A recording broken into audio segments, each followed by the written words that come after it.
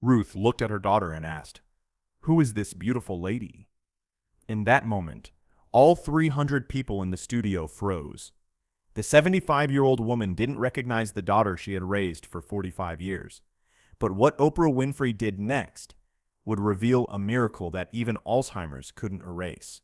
It was a Tuesday afternoon in Chicago, and the Oprah Winfrey Show was taping what seemed like a routine episode about family caregivers. The studio buzzed with its usual pre-show energy as audience members settled into their seats, cameras rolled into position, and Oprah adjusted her signature blazer backstage. The autumn light filtering through the studio windows cast a warm glow across the familiar set that had become America's living room for over 2 decades.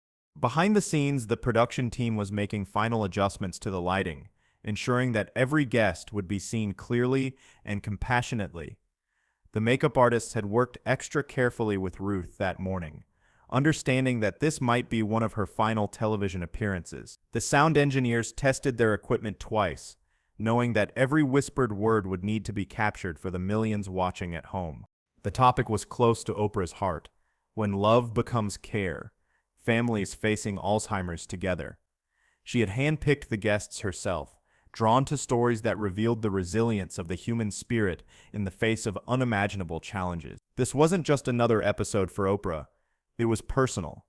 Her own grandmother had struggled with memory loss in her final years, and Oprah understood the heartbreak of watching someone you love disappear while their physical presence remained. She had spent hours preparing for this interview, reading medical journals, consulting with Alzheimer's specialists, and most importantly, meditating on how to create a safe space for families to share their most painful truth. Among the guests that day were Susan Mitchell, 50, and her mother Ruth, 75, who had been battling Alzheimer's disease for 3 years. Susan had written to the show 6 months earlier, describing her daily struggle to care for a mother who no longer remembered her name, her face, or their shared lifetime of memories. In her letter, Susan had described the profound loneliness of loving someone who looked at you like a stranger, the exhaustion of grieving someone who was still alive, and the desperate hope that somehow, somewhere, the mother she had always known was still trapped inside this confused and frightened woman. The journey to Chicago had been challenging for both women. Susan had worried about bringing Ruth on an airplane, about the confusion that travel might cause, about whether her mother would be able to handle the lights and noise of a television studio. But Ruth's doctor had encouraged the trip, believing that sometimes new environments could spark unexpected moments of clarity. During the flight, Ruth had looked out the window at the clouds below and asked Susan, "Are we flying to heaven?" The question had broken Susan's heart, but she had simply held her mother's hand and said, "No, Mama, we're going to see a very special lady who wants to meet you." But what happened during this taping would become something far more profound than television. It would become a testament to the power of love that transcends memory, and the healing presence of a woman who understood that sometimes the most important moments happen when you stop talking and start truly seeing. This wouldn't just be an interview. It would become a masterclass in finding connection when all hope seems lost, a demonstration that miracles can happen when we approach each other with open hearts rather than desperate expectation. "Welcome back to the Oprah Winfrey Show," Oprah said, her warm voice filling the studio. "Today we're talking about one of the most challenging journeys a family can face, caring for a loved one with Alzheimer's disease." She walked toward her guests with that familiar blend of confidence and compassion that had made her America's most trusted voice for over 2 decades. But as she approached Susan and Ruth Mitchell, something in the air shifted. Ruth sat quietly, her silver hair neatly combed, wearing a soft blue cardigan that Susan had chosen that morning. The same cardigan Ruth had worn to Susan's high school graduation 32 years earlier, though Ruth no longer remembered that day. Her eyes held that distant look that families of Alzheimer's patients know all too well. Present, but somehow far away. Like someone standing at a window looking out at a world they can see but no longer quite understand. "Susan, tell us about your mother," Oprah said gently, taking her seat across from them. "What was Ruth like before the disease?" Susan's face lit up, the way it always did when she talked about who her mother used to be. It was as if speaking about the Ruth she remembered could somehow bring that version of her mother back, even if just for a moment. "Oh, Oprah," She was incredible. She was a teacher for 35 years, and she remembered every single student's name. She could recite poetry from memory, tell you the birthday of every neighbor on our street. She was like a walking encyclopedia of love and knowledge. Susan's voice grew warmer as she continued. She taught me how to braid my hair, how to make her famous apple pie, how to stand up for myself when kids at school were mean. She never missed a school play, never forgot to pack my favorite cookies in my lunchbox. She was the kind of mother who made everyone else wish she was their mother too. The audience could hear the love and loss intertwined in every word, the way Susan was both celebrating her mother and mourning her at the same time. Ruth sat silently beside her daughter, occasionally looking around the studio with mild curiosity, as if seeing it all for the first time. Sometimes she would nod along with Susan's words, not with understanding, but with the polite attention of someone listening to a pleasant stranger tell a nice story about people they didn't know. "And now?" Oprah asked, her voice softer. "Now?" Susan's voice caught, and she had to pause for a moment to collect herself. She looked at her mother sitting there so peacefully, so unaware of the pain her condition caused the people who loved her most. "Now, she asks me who I am about 10 times a day. She doesn't remember that I'm her daughter. She doesn't remember my children, her grandchildren, who used to spend every summer at her house, who learned to swim in her backyard pool, who called her Nana and thought she hung the moon. Some days she doesn't even remember her own name." Susan's hands trembled slightly as she spoke. "The hardest part is that sometimes she gets scared of me. This person who used to be my safe harbor, who I could call at any hour of the day or night when I needed comfort, sometimes looks at me like I'm a stranger who might hurt her. And I have to pretend that doesn't break my heart into 1,000 pieces every single time it happens." The camera caught Ruth's reaction to her daughter's distress. A flicker of concern crossed her face, the way any kind person might react to seeing someone upset, but without the deeper recognition of maternal connection. The studio audience was completely silent, absorbing the weight of this family's reality. Many were thinking of their own aging parents, their own fears about what the future might hold. In the third row, an elderly man reached for his wife's hand, squeezing it a little tighter. Near the back, a middle-aged woman thought about her father who had been forgetting things lately, wondering if this was a preview of her own future heartbreak. Oprah nodded, understanding flooding her eyes. She had interviewed thousands of people over the years, but something about this particular pain, the loss of recognition from the person who brought you into the world, who knew you before you even knew yourself, struck her deeply. It reminded her of her own fears about losing the people she loved most, about the fragility of memory, and the cruel randomness of disease. But what happened next would change everything. Because sometimes in the midst of the greatest loss, love finds a way to break through that defies every medical explanation. "Ruth," Oprah said, turning to face the elderly woman directly, "can you tell me about this lovely lady sitting next to you?" It was meant to be a gentle question, a way to see how Ruth was processing the conversation around her. Oprah had asked similar questions before, with other guests dealing with memory loss, always hoping for a moment of clarity, a breakthrough that might bring comfort to grieving families. But what happened next sent a shockwave through the entire studio that no one, not Oprah, not the producers, not Susan herself, had prepared for. Ruth turned to look at Susan, studying her face with the careful attention of someone trying to place a stranger at a party. She took in Susan's brown hair, so much like her own had been at that age, the familiar curve of her nose that Ruth had passed down through genetics, the worried expression that Susan always wore when she was concerned about something. But none of these details sparked recognition in Ruth's confused mind. Her brow furrowed slightly, and she tilted her head with genuine curiosity, the way a child might examine an interesting insect they'd found in the garden. "This beautiful lady?" Ruth asked, her voice clear and sweet. "I don't know who she is, but she seems very nice." The words hit Susan like a physical blow, even though she had heard variations of this same heartbreak dozens of times before. Somehow hearing it in front of 300 strangers and millions of television viewers made it feel fresh and devastating all over again. It was one thing to experience this private tragedy in the safety of their own home, but having it witnessed by the entire world made it feel impossibly real and final. Susan's face crumpled, Tears that she had been holding back for months, maybe years, began to flow freely. She tried to maintain her composure, tried to remember that she was on national television, that this moment would be seen by millions of people and replayed countless times. But the pain was too raw, too immediate, too honest to be contained by the artificial boundaries of television etiquette. "She doesn't know me," Susan whispered, more to herself than to Oprah. Her voice was barely audible, but in the silence of the studio, every word carried like a prayer. "She doesn't know that I'm her baby, that she held me when I was born, counted my fingers and toes, and declared me perfect, that she sang me to sleep every night for years with the same lullaby her mother had sung to her, that she taught me how to tie my shoes and ride a bike and be brave in the world even when I was scared." The studio fell into a silence unlike anything the Oprah Winfrey Show had ever experienced.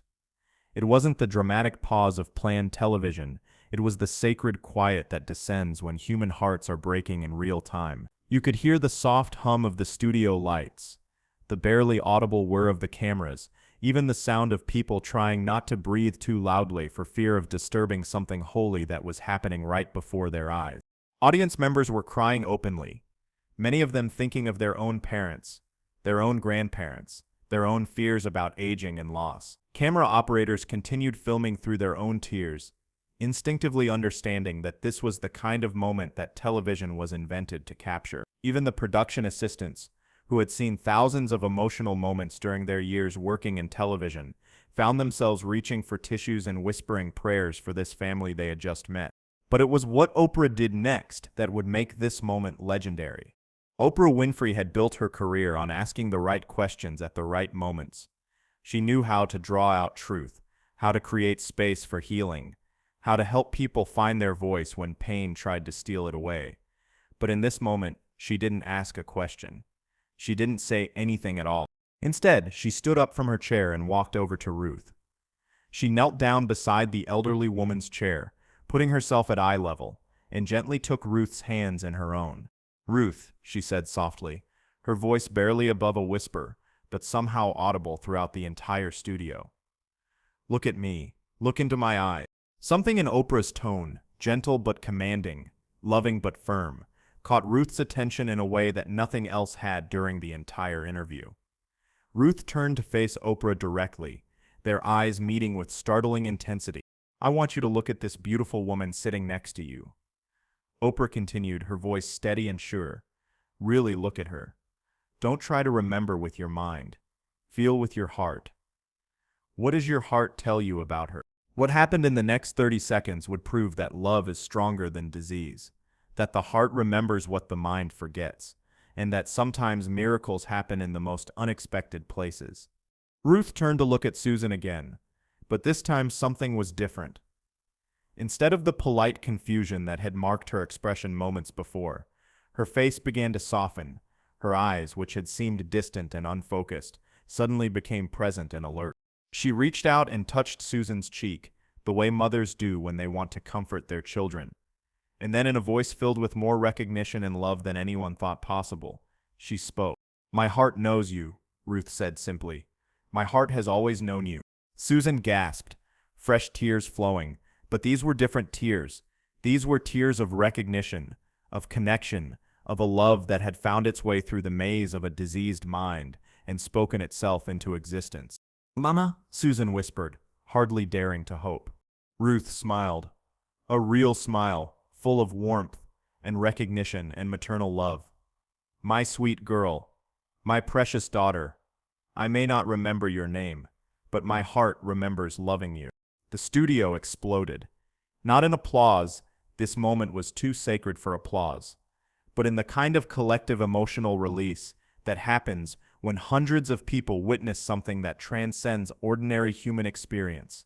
Oprah was crying now, tears streaming down her face as she watched this impossible moment unfold. In all her years of television, through all the celebrities and politicians and ordinary heroes, she had never seen anything quite like this. Mother and daughter fell into each other's arms, holding on as if they could somehow love each other through the disease, through the forgetting, through all the pain and confusion that Alzheimer's had brought into their lives. "I love you, Mama," Susan sobbed into her mother's shoulder.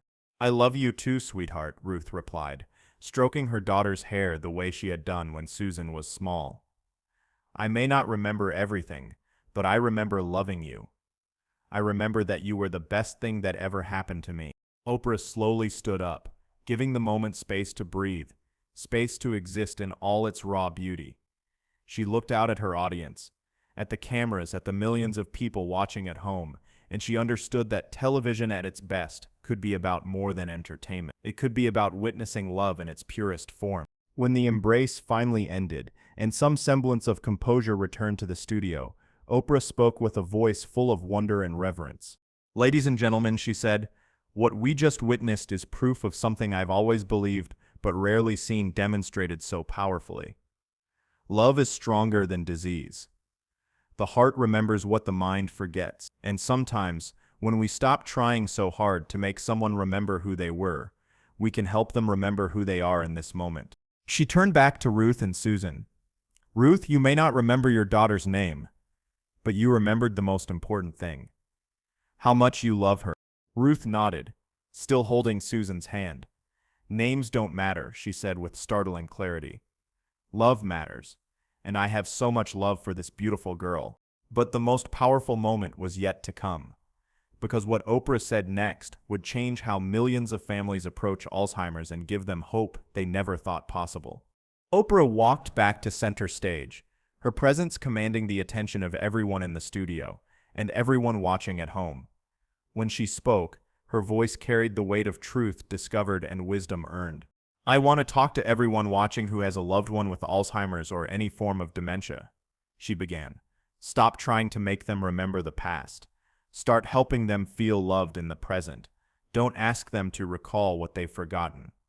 Help them experience what they can still feel." She gestured toward Ruth and Susan, still holding hands, still connected by that invisible thread of love that disease could dim but not destroy. Ruth's mind may be forgetting, but her heart is fully alive. Her capacity for love, for connection, for being present in this moment, that hasn't been taken away. And when we meet them where they are, instead of demanding they come back to where they were, miracles like this can happen. The audience was hanging on every word, many of them nodding through their tears, recognizing truth that could transform their own relationships with family members battling memory loss. "Love doesn't live in memory," Oprah continued, her voice growing stronger with each word. "Love lives in the heart, and the heart never forgets how to love." As the show wrapped up and the cameras stopped rolling, something beautiful continued to unfold. Ruth remained more present and connected for the rest of the taping than she had been in months. She held Susan's hand, smiled at the audience, and even hummed a little tune that Susan recognized as a lullaby. Ruth used to sing to her as a child. The transformation was visible to everyone in the studio. Ruth's posture had straightened, her eyes were brighter, and there was a peacefulness about her that hadn't been there when she first arrived. Several audience members later said they felt they had witnessed not just an emotional breakthrough, but a spiritual one, a moment when love literally transformed the atmosphere in the room. The production crew, many of whom had worked on the show for years and considered themselves seasoned professionals, found themselves deeply moved by what they had just witnessed. Audience members approached Susan and Ruth after the show, sharing their own stories of loss and love, of family members they were caring for, of moments of connection they had experienced in the midst of their grief. The studio became an impromptu support group, a gathering of hearts united by common experience and shared hope. Many exchanged contact information, creating a network of caregivers who would support each other long after the cameras stopped rolling. One woman, caring for her husband with early-onset Alzheimer's, told Susan that watching Ruth's transformation had given her hope that she hadn't felt in months. Oprah pulled Susan aside before they left. "What happened here today wasn't just television," she said. "It was healing. It was a gift.